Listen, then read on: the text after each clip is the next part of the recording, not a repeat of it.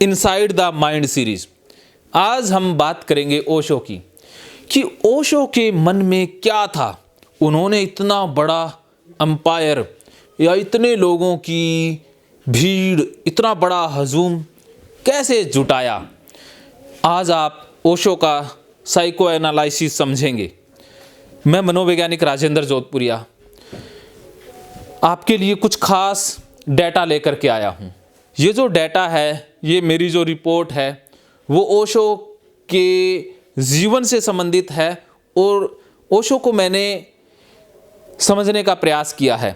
ओशो के बिहेवियर को, ओशो के फेस को मैंने रीड किया है। तो ओशो के फेस को रीड करने के बाद मुझे जो पता चला, ये विचार मेरे पर्सनल विचार हैं, ये मेरे व्यक्तिगत अनुभव हैं, इनका बाकी चीज़ों से कोई लेना देना नहीं है। मैंने जो आंकड़े निकाले हैं वो फेस रीडिंग के आधार पर हैं। सबसे पहले बात कर लेते हैं ओशो के मन में क्या था। ओशो एक ऐसा चेहरा जिन्होंने अध्यात्म का स्ट्रक्चर ही बदल दिया। ओशो हमेशा कुछ करना चाहते थे, कुछ बड़ा, कुछ ऐसा बड़ा, कुछ मानवता को अलग ही बुलंदियों पर लेकर जाना चाहते थे।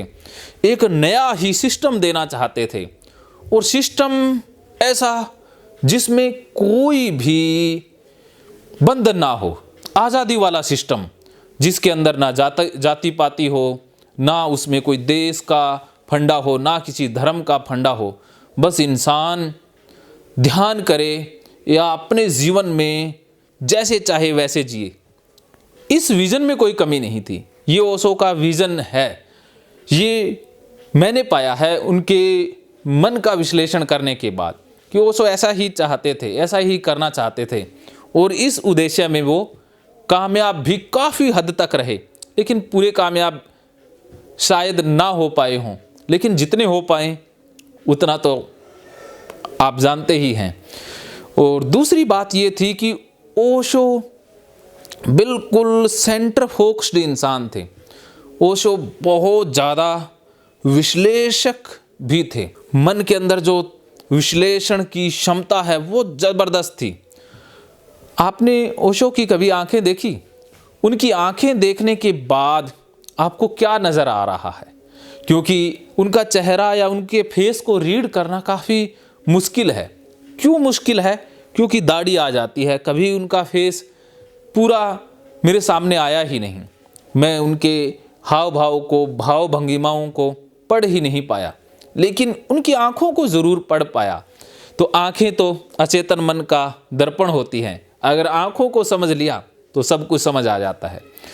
आंखें कितनी शार्प, कितनी तेज़, आपको आंखों में दिखता नहीं है कि ये बंदा बहुत क्रिस्मेटिक पर्सनैलिटी वाला है, बहुत चार्मिक। ऐसे बंदों में आत्मविश्वास और जो दृढ़ता है वो चरम सीमा से भी आगे होती है।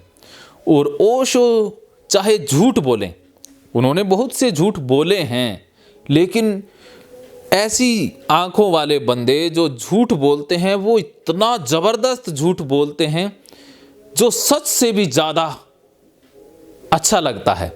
झूठ उन्होंने खूब बोला, बहुत सी बातें ऐसे ही स्टडी या उनके अपने ही तर्कों के आधार पर थी जो सच से किसी प्रकार से संबंधित नहीं थी, लेकिन वो झूठ भी लोगों को सच से ज़्यादा अच्छा लगा। उतना तो लोग सच में यकीन नहीं करते जितना लोग ओशो के झूठ में यकीन करते हैं। तो उनकी आंखें बताती हैं, क्योंकि उनकी आंखों में वो शक्ति, वो पावर है, वो डायनामिक पावर है, वो मैग्नेटिक शक्ति है कि जो उनके सामने देख ले या उनसे आंखें मिला ले तो वो बंदा उन्हीं का हो जाया करता था। तो ये उनकी पर्सनैलिटी का कमाल था, ये उनकी आभा शक्ति का कमाल था। तो यही खास बातें ओशो की रही है, जिसके दम पर उन्होंने दुनिया को रचा, जिसके दम पर उन्होंने दुनिया को नचाया। ओशो का जो मकसद था वो यही था कि दुनिया पर राज करना है, बुद्धि महान इंसानों की एक ऐसी फौज तैयार कर देनी है जो राज करे, जो अलग ही सिस्टम कायम कर दे, दुनिया को अलग ही बना दे। उनके टारगेट में हमेशा अमीर लोग रहे थे, बुद्धिजीवी वर्ग उनका टारगेट रहा था। गरीब लोगों से उनको कोई मतलब नहीं था, समाज सेवा से उनको कोई मतलब नहीं था। समाज सेवा के लिए उन्होंने कोई काम नहीं किया, क्योंकि उनके अंदर कोई करुणा या प्रेम या जो कह दें कि दया या उन चीज़ों से वो ऊपर उठे हुए थे। वो अपने अनुसार चीज़ें क्रिएट कर लेते थे। अगर ओशो से बुलवाना हो करुणा पर तो शायद कोई बाकी बोल ही नहीं पाएगा। उतनी शुद्धता से, उतनी बारीकी से करुणा पर बोल देते थे, दया प्रेम पर अलग ही वे से बोलते थे। लेकिन उनका अपने भावों पर, अपने इमोशन पर कंट्रोल था, लेकिन उनका फोकस हमेशा अमीर और इंटेलिजेंट वर्ग ही थे। बाकी समाज से उनका कोई लेना देना ही नहीं था। तो ये कुछ ओशो के अंदर की बातें थी। और भी हैं कि उनके अंदर ईगो भी ज़बरदस्त था, अहंकार उच्चतम स्तर का था, और उनको भी सुपीरियरिटी कॉम्प्लेक्स ही था कि वो खुद को भगवान कहलाना पसंद करते थे, और लोग उनको भगवान कहते थे। भगवान श्री आए हैं, भगवान जी आए हैं।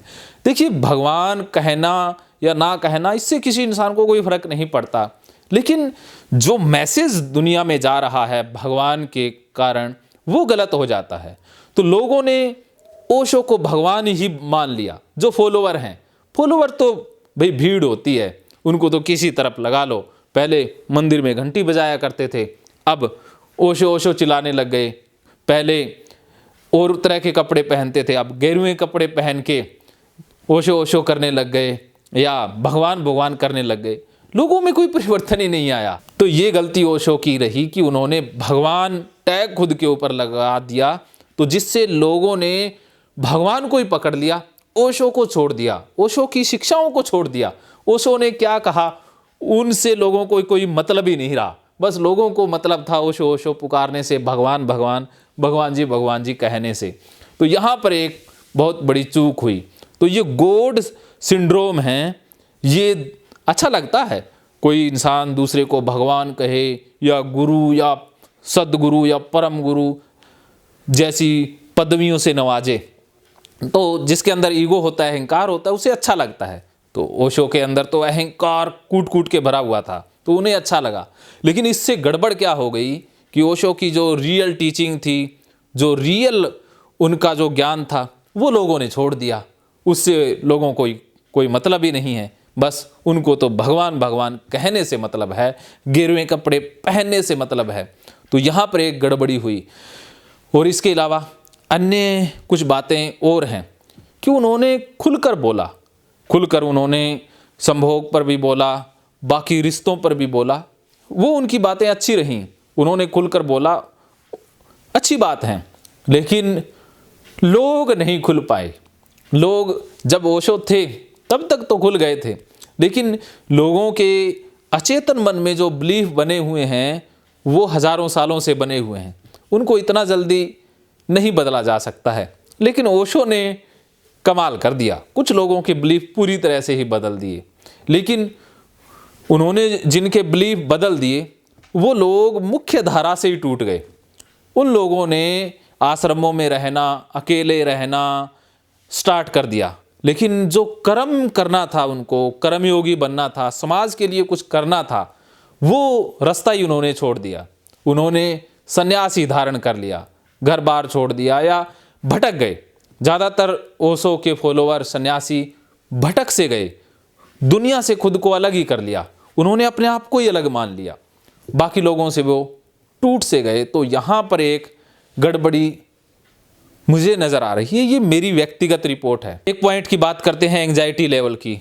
ओशो के ऊपर कोई एंग्जाइटी लेवल नहीं था, एंग्जाइटी उसे या ओशो को होती ही नहीं थी। लेकिन माइंड उनका बहुत शार्प, एक साथ बहुत सारे विचार चलते थे।